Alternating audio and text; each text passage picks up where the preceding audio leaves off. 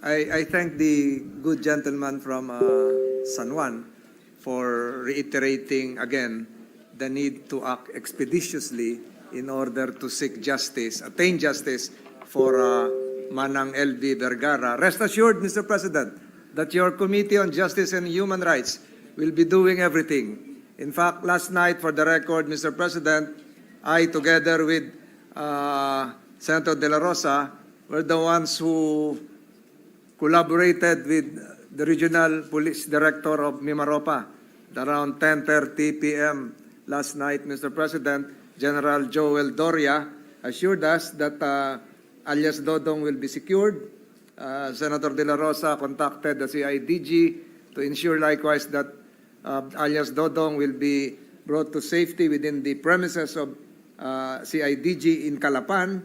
So at around 3 a.m., Mr. President, nilipat nga si alias Dodong sa Calapan. Hindi pa ho siguro ito ang huling kabanata, and we are moving forward to have even Manang LV Vergara be placed under the Witness Protection Program. Your committee has already provided, together with Senators Padilla and Estrada, medical services for Manang LV, who was blinded both eyes.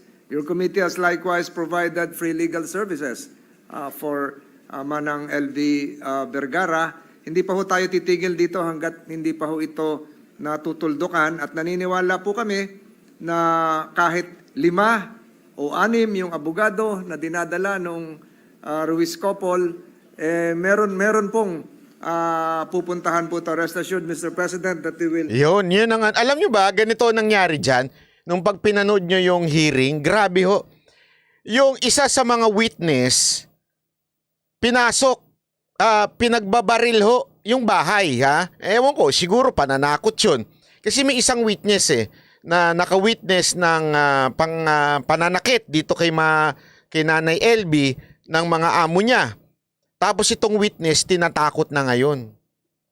As in, binaril yung bahay nila.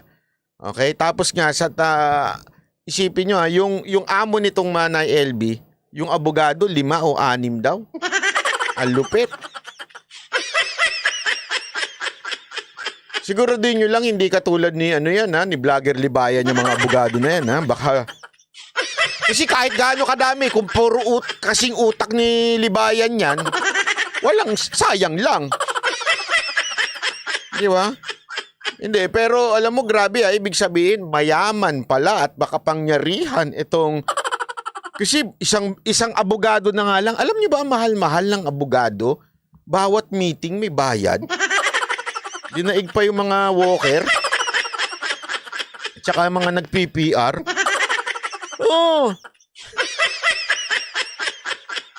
Hindi ko alam kung magkano yung sa PR, pero definitely, di man kasi ako nag-PPR. I don't need that.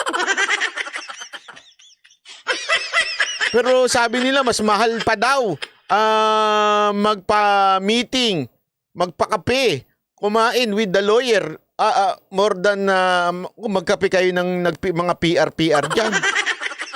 Ang bira. Tapos ito 5. Still conduct another hearing, and with the assistance of Senator De La Rosa, Senator Padilla, Senator Estrada, and even Senator Tulfo before, during the first hearing, I think this will not just be highlighted, but justice will be served, Mr. President.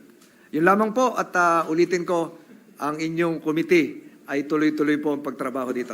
Alam mo, ito yung isa pinakamagandang kasi, di ba, alam naman natin yung bumabatikos na bakit sinisenate hearing pa yung mga ganyan, ano ba mapapala niyan, bla bla bla. Yan ang justice system na pinapa-shortcut daw. Alam mo, isipin nyo to, nangyari yan. Ngayon, magpo-provide na ng security dito sa witness dahil kinausap ni Senator Tolentino yung RD, yung director doon sa lugar na yon, okay, na pulis, para bigyan ng security. Alam niyo ho ba kung gaano kahirap ang kumuha ng security? I know. I have my own security, kaya alam ko kung gaano kahirap ang kumuha ng isang security. Just to provide para lamang po magkaroon ng protection dahil meron kang mga panganib sa buhay mo. Ito, binaril na. Napakahirap. Hindi ho biro. Ngayon, dahil ho sa tinulungan sila ng Senado, na-provide ka agad. Aside from, tutulungan pa nila si Nanay LB sa mga kasi nabulag na yung isang mata eh, 'di ba? Nabulag na po yung isang mata nung ni Nanay LB. Yung isa medyo nakakakita pa pero blur na daw talaga. As in ganun ko kahirap. Okay? Tapos matutulungan ng Senado. Kaya nga I'm really thankful dahil meron tayong mga senador katulad nito ni Senator Tolentino na sabi nga niya may kalalagyan.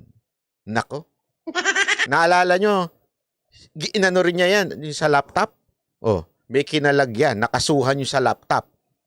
'Di ba? This time, may kalalagyan daw ito. Kasi nga, abogado ho si Senator Tolentino. Alam niya kung anong mga papaano tulungan legally itong mga kababayan natin. Yun lang. Sana, ako, binabalita ako sa inyo dahil natutuwa ako dahil tulad na sinasabi ko, malapit po ako sa mga kasambahay.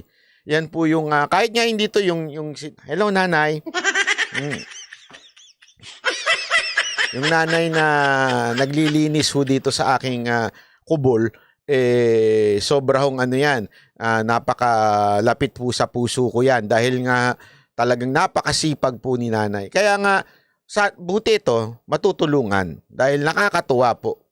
Dahil, isipin nyo, ang hirap ng dinaanan nung si Nanay LB. Talagang binubugbog, tumakbo sa barangay. Anong ginawa? Tinangwagan yung amo para sunduin siya doon. At isipin nyo, tumanda na siya doon sa trabaho niyang yun. So this time natulungan na siya. Maraming salamat po, Senator Tolentino.